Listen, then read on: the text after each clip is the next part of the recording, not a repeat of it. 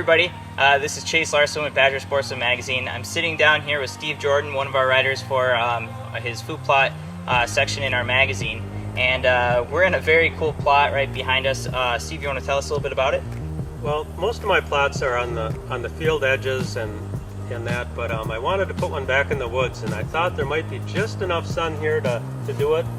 I think I'm okay. This is the first year doing this one. It's a real low area that floods in the spring, so I can't get in here until, July or so. So I got it all sprayed for weeds and worked up, and I stuck in a nice turnip mix in here. And judging by the looks of it, it's only been in about 2 weeks, and I think it's getting enough sun. It doesn't look weak or anything. So I'm real anxious to try it. This winter I may open up a little more of the canopy to get a little more sun in here, but I think it's a good start. And there's something special about hunting way back in the woods on a flush food plot. I've never had one here, but I've seen it on the outdoor shows, and I thought I want to do that. So that's kind of what I did here. Awesome, very cool. Steve, I know this is your home and your personal property and stuff, so how many acres do you own here, and what are you doing on the back section of your property? Well, I own 60 acres. I've got about 30 acres of open. I have 14 acres of that in CRP with the native grasses, which is a great bedding area for the deer. The turkeys nest in it, the fawns are dropped in there, the geese, the mallards, the teal nest in there. It's just an incredible wildlife area. Plus I have a scrape, kind of a pond, that actually CRP people helped me put in. And it's been just very attractive for all kinds of migrating ducks and geese, and everything drinks out of the pond. There's some fish in there. So that really added a lot to the property. I have about 10 acres of sanctuary woods that I don't go into, and that has been for over 15 years now, and it has really held some nice mature deer, and lots of deer. Awesome. It's their living room. I don't ever have to go in there unless I'm trailing a deer. I've only had to do it twice, and it's been after dark, so right. In the winter I might sneak in and cut some trees or cut up some trees that fell down, but other than that, it's their home.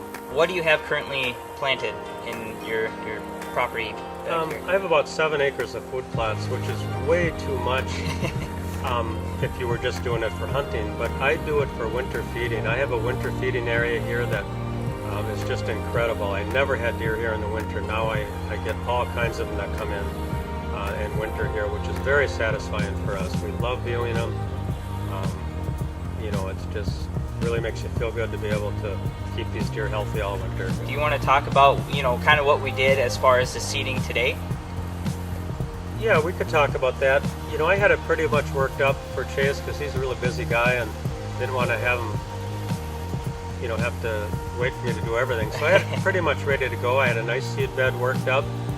And what we did is we laid fertilizer on it, and then we laid the bigger soybean and pea mix on it, because that has to be covered along with the fertilizer. If you don't cover the fertilizer, a lot of that will evaporate in the air. So you want to cover it up so it stays in the ground, and it'll stay there until the plant actually roots out and gets to grab it. So it's really important to have that covered. So we covered the soybeans, we covered the fertilizer, and then we took our tiny little turnip seed mix and we spread it over the top, because that can't be buried. That's got to lay on the surface or just a 1/4 inch under, and then we cultipacked it really nice and tight to hold that moisture and to get good seed to soil contact. So when that starts growing, it'll be just like the plot we have here. You're going to have soybeans coming up, which is like candy in the fall. They're young, tender plants. Along with the mix has got a lot of garden plants in, the kale, the rutabaga, things like that. And so the turnips are pretty much going to leave alone until the cold weather comes and they sweeten up. The leaves will sweeten up because the sugars come out of the roots and out of the bulb, and then the leaves get really attractive.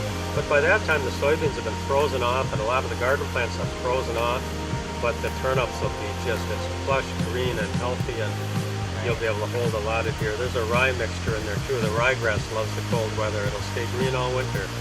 When they dig in this patch in the snow, you're going to see green coming up on top of the snow. It's really that's very cool. That is very cool. What are you planning on doing for our November, December issue? November, December, it's pretty much after the food plot season, and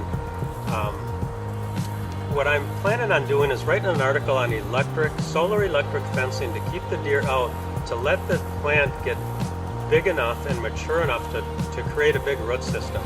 Like with my property, with all the acres I have, I don't have an overgrazing problem, but a lot of areas do, like up in the Tigerton area and a lot of places where they just don't have enough land to food plot for the population of the deer. But the electric fencing has worked out so well. We'll do maybe a quarter acre, a half acre of electric fencing. One fencer will actually run 3 miles of fencing, one of the cheapest fencers you can get. So we run 3 strands, and obviously you got to divide that 3 miles by 3, so a mile. But we could easily do a huge food plot in that. So far the deer have not come anywhere near jumping that fence or trying to get in there. It's night and day where the fence is that protects the plant and what's outside of it. And so what we do is we move it around. So we let that plant get up a foot high and let it get a big root system. Then it can withstand the grazing. So then we move the fence over to the spot that they haven't killed, but they really have stunted that plant, and let that get a root system. So now that new area can withstand grazing. And we just keep leapfrogging that fence around. Right. It's working out really well. Right. And that's gonna be huge for late season hunters and stuff like that. And going back to the winter feeding trays, you're going to have something they can actually eat on. Absolutely. When a spot gets demolished by the deer, and they say, well, there's nothing left in the fall, that's true, but they've got a layer of fat on their back that they wouldn't have had if they wouldn't have had that food plot that's going to help them carry over. Right. But now we've got the layer of fat, and we're going to have something for them to eat on also, so they're going to be that much healthier. Yeah, that is very cool, and especially with people who have, they don't have an opportunity at big food plots, larger pieces of land. Something like this is going to be huge, especially, if you have a 1 mile radius with, the fencing and stuff. So, well, Steve, I think that's going to wrap it up for this video. Thank you so much. You're just a wealth of information. And I really appreciated you coming out, and absolutely. And I could see the excitement in Chase, and he gets excited as I do with this stuff. So I live for this stuff. Yeah. Food plots, I'm just starting to get into it, so it's just an awesome opportunity to go out and pick your brain a little bit and, show you guys exactly what to do to become successful this fall. So that's what we're here for. That's why we write for the write for the magazine, do all the video content, stuff like that, because we want you guys to be successful on your next adventure. So what an incredible magazine. Yeah. All local writers, and it's set up so nice with the colors, and I can read the print. Yeah. Some magazines I can't. Don't ever get old, Chase. Well, it's pretty awesome because we love to pride ourselves on content, not ads.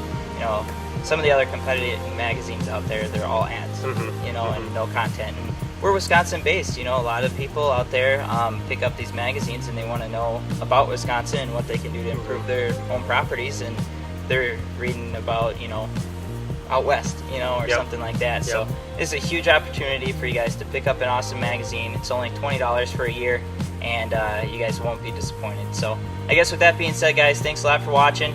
Stay tuned for Steve's next article in the November, December, and actually in this upcoming issue, September, October. He's one of our regular writers. So thanks a lot, guys, and I guess shoot straight this coming fall.